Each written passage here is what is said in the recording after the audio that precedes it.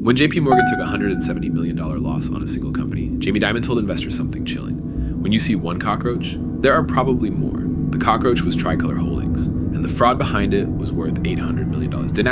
Daniel Chu was the son of Chinese immigrants who fled the communist takeover in 1949. He grew up in Dallas and noticed something. Millions of Hispanic immigrants needed cars but had zero credit history. Traditional banks would not touch them. So in 2007, Chu founded Tricolor Holdings. The name itself was a signal. Tricolor is the nickname Mexicans use for their flag and their soccer team. The company sold used cars with in-house financing to people the system had left behind. 68% of his borrowers had no credit score at all. It worked. Within a decade, Tricolor had 65 locations across Texas, California, and the Southwest. Over 60,000 active car loans. Revenue hit $1 billion in 2023. He was the 7th largest independent used car chain in America. Banks were lining up to fund him. And here's where the story turns, because behind the billion-dollar growth, the books were rotten. In 2018, Tricolor ran into a liquidity crunch. They needed cash fast. So Chu told his CFO Jerome Collar to start pledging delinquent loans as collateral. Loans that borrowers had stopped paying on, loans that were technically worthless. He sent them to a bank the indictment calls Lender 1 to secure a $25 million credit line. But dead loans do not pass audits. So Chu had employees create a fictitious portfolio company. They manually entered fake payments to make charged-off loans look like they were performing. Every month, someone at Tricolor sat at a computer and typed in payments that never happened. Hold on, this was not a one-time desperate move. By 2021, this became the way Tricolor did business. The scheme evolved.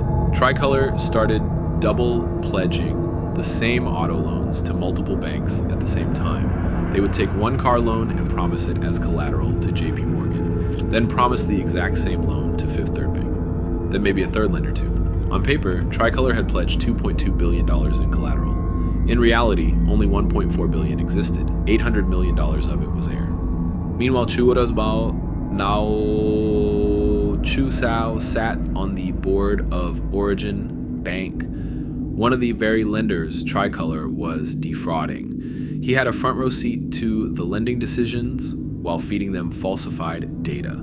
A text message from Chu to his CFO in July 2022 read, quote, "Can we work the greater than 60s, end quote. Meaning, can you alter loans more than 60 days past due to look eligible? The prosecutors were blunt. They called it a financial crimes enterprise, not a company that committed fraud, a fraud that pretended to be a company. Under Chu, this activity became Tricolor, quote, routine manner of business, and eventually their means of financial survival. Think about that for a second. This was not a scheme hiding inside a real business. The scheme was the business. Subscribe so you do not miss part 2 when it goes to trial. In August 2025, it all started to unravel. Lenders noticed a delayed audit. One bank found discrepancies in the borrowing base reports. On calls that were secretly recorded by unnamed participants, Chu and his team strategized. They workshopped lies. On one call, Chu said, quote, "Where we would have an issue is if they sent an auditor and said, pull this up on your screen. That would be a problem," end quote. By September, the walls closed in. Fifth Third Bank discovered what they called significant fraud in Tricolor collateral. The company filed for Chapter 7 bankruptcy, not Chapter 11, not reorganization, straight liquidation. 60 locations shuttered, 1,500 employees lost their jobs overnight, 100,000 loan accounts left in limbo. The fallout hit Wall Street hard. JPMorgan took a $170 million charge-off. Fifth Third recorded up to $200 million in losses. Regional bank stocks cratered. Zions Bancorp dropped 13% in one day. Western Alliance fell 10%. The entire regional banking ETF lost 6%. And that is when Dimon dropped the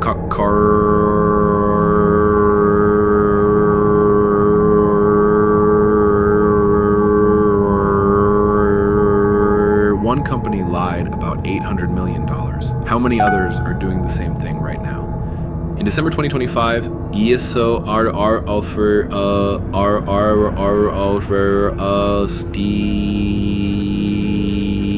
case came. Daniel Chu was picked up in Florida. David Goodgame was arrested in Texas. Their CFO, Jerome Collar, and finance director, Amron Siebold, had already flipped. Both pleaded guilty and are cooperating with prosecutors. Chu faces the top charge of running a continuing financial crimes enterprise. The mandatory minimum is 10 years. The maximum is life in prison. He also faces conspiracy, bank fraud, and wire fraud charges. Here's what makes this case different from your average fraud. Chu did not steal from investors with promises of fake returns. He stole from banks by lying about what was real. He pledged ghosts as collateral. And the banks, including JPMorgan, one of the most sophisticated financial institutions on the planet, did not catch it for 7 years.